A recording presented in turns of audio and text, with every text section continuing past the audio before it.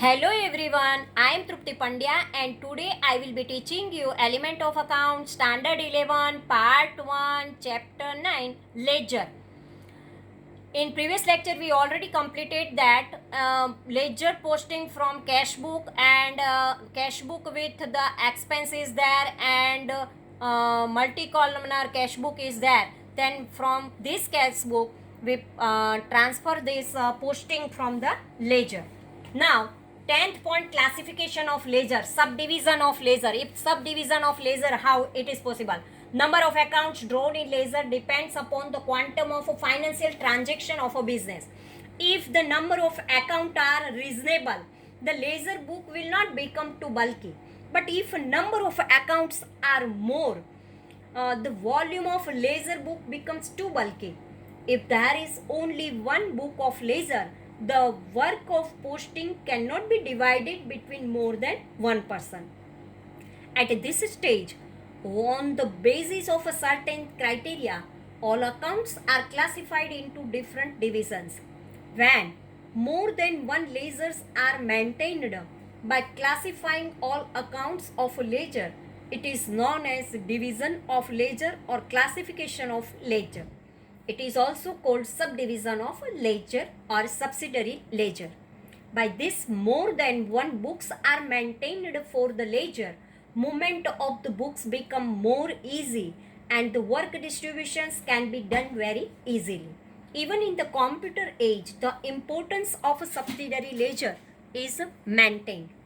Classification of ledger can be done in various ways. Considering the receivable, payable, and other accounts, the following types of classifications are generally adopted by most of the traders: ledger of individuals and journal ledger. First of all, ledger of individual. One of the object of a maintained account is to get the information regarding receivable and payable of a business at any point of time easily and quickly.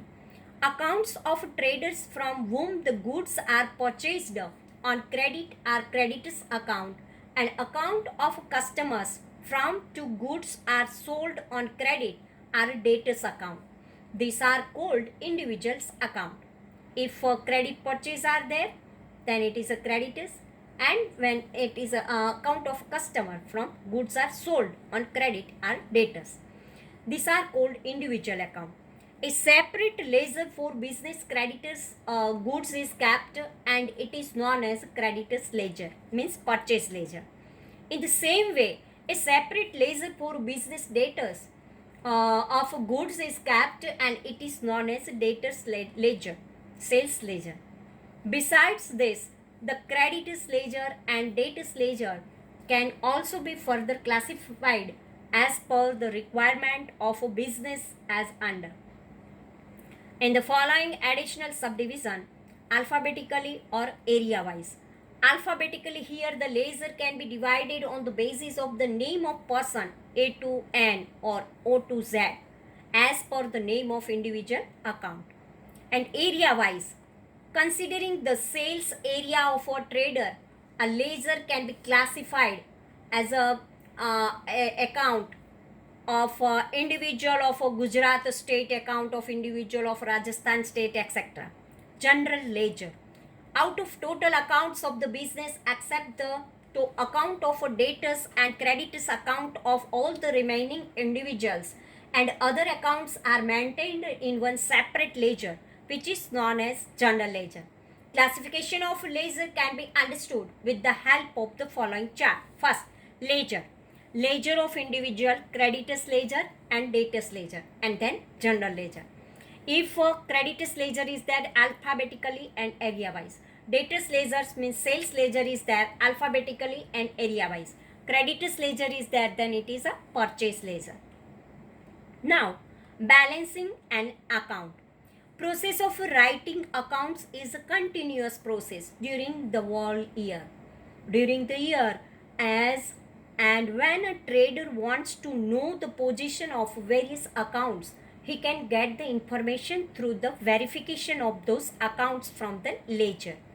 A process of preparing a summary of an account at the end of a certain period is known as a process of finding out the balance of that account.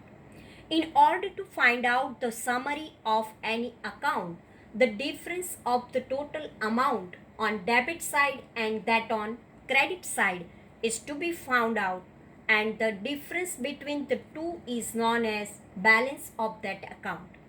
Let us understand the process to find the balance of account by the following particulars and illustrations. First, in order to find out the balance of an account, we need to find the difference between the amount on the credit side and side of an account. In a cash account, total of the amount on debit side comes to rupees 85,000 and the total of the amount on credit side comes to rupees 78,000, and therefore the difference of rupees 7,000, 85,000 minus 78,000, 7,000 in the balance of cash account. The side on which the total is higher in an account, that amount has to be written a total on both the sides, and then we find the difference. As mentioned above, to find the balance of an account, the side on which the total is higher, the difference is written as a balance carry forward, balance CF in short form. On the opposite side, if the total of debit side is higher, such amount of a difference is said debit balance, and it is also called the closing balance of that account. Similarly, if the total of the credit side is higher, then the amount of a difference is written on the debit side as last item as a balance carried forward, and it is known as a credit balance, and it is also called the closing balance of that account. The amount of a difference found in an account is shown as the last item in the account, and against this last date is written. Closing balance, as found above, is treated as an opening balance for the next accounting period. This opening balance is shown on the opposite side. This is the most important point. When we write the balance, then we have to write the opposite side of the closing balance in an account as its first item. This is in the column of the particular will be written as a balance brought down, balance BD in a short, or balance brought forward, balance BF in a short. In the column of date, first date of the month of a new period will be written, while in the column of amount, amount of the closing balance will be written. In chapter 2, we had studied the three types of accounts and their rules: personal account, real account, and nominal account. In personal account and real account, we might have a balance amount, and that is shown as the balance carry forward at the end of the year. This is shown as the balance brought forward in the next year. The nominal account is closed at the end of the year, and the balance amount is transferred to the trading account or the profit and loss account. To understand the above particulars, let us read the following specimen account of a Sanjay Traders. Sanjay Traders account. Here 2016 date, particular journal folio amount debit side, date particular journal folio amount credit side. Here 2016 March 2 to sales account 18,000, 2000 March 16 date to sales account 21,000, 24 date to sales account 30,000, total sales 69,000. Now here by cash account March 8, by cash account 5,000, by bank account 16,000, by bank account 12,000, by cash account 8,000, and balance carry forward. Total 69,000 is there, and minus 21,000 and 23 and 1, 20, 31 and 39. 69 minus 39, then we get 28,000 as a by balance carry forward. This 28,000 for the next month, it is a balance brought forward 28,000, 2016 April. Here total amount on debit side 69,000, while total amount of credit side 41,000. 21 and 10, 31, 31 and 10, 41, 41,000, 5,000, 16,000, 12,000 and 8,000 is equal to 41,000. Hence the amount of a difference 69,000 minus 41,000 is a 28,000. This difference is called the debit balance because debit side is more, so it is called debit side more than debit balance and credit side more than credit balance. Here this difference is called debit balance. Closing balance of this account, it is shown as a balance carried forward and in the column of date, last date of the month. Here we have to write 31st March and for the next there is a 1st April is there.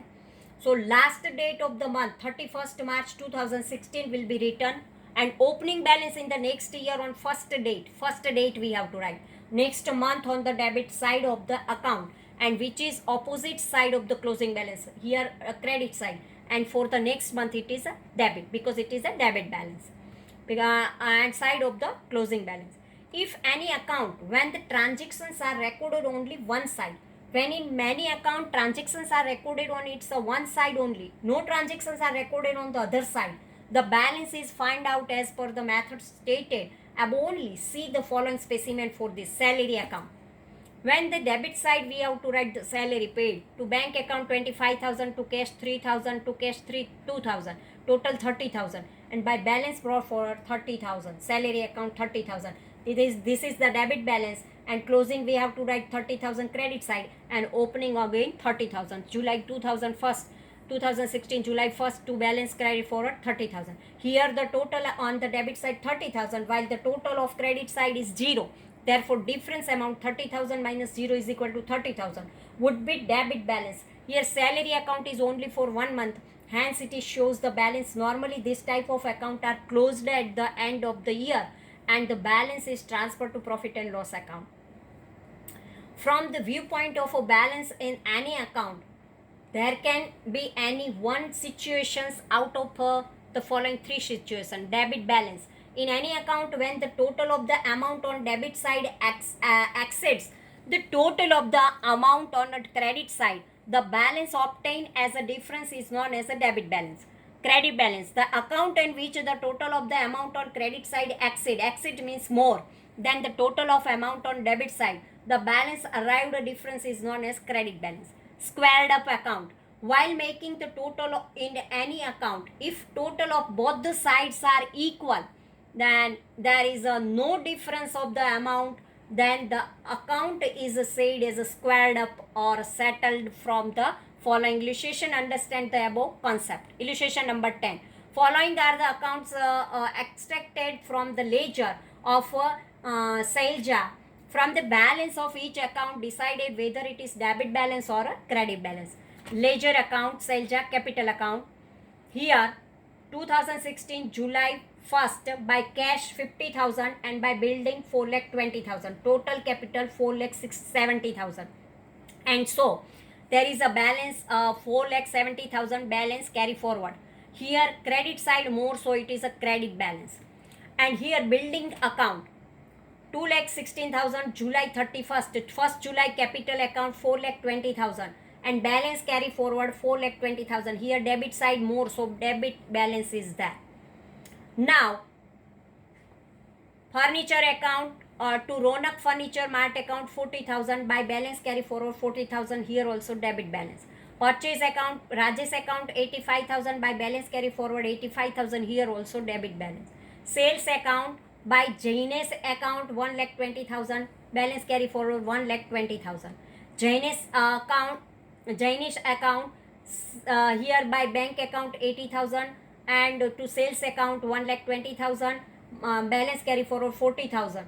Here also debit balance is there. Rajesh account cash 15,000 bank 20,000 by purchase account 85,000 balance carry forward 50,000.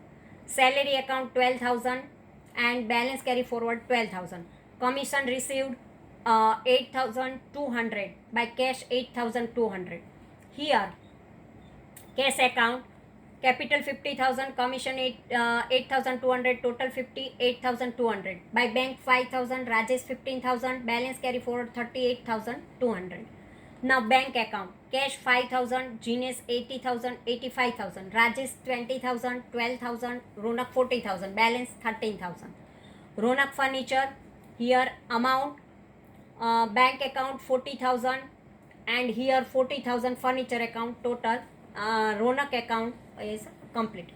Here in the capital account, in the account the total amount credit side 4,70,000 while the total amount debit side is 0. Therefore the difference amount 4,70,000 and it is called credit balance. Building account, in this account total amount of debit side 4,20,000 while the total on credit side 0. So therefore difference 4,20,000 and it is called debit balance. So in any account, when the total amount of debit side is more than the total amount of credit side, then the difference is written on the credit side and the difference is called debit balance. In the above illustration, in furniture account, purchase account, Genius account, salary account, cash account, bank account, total of the amount on debit side is more than the total of amount on credit side. So therefore the difference amount is to be shown on the credit side and it called debit balance.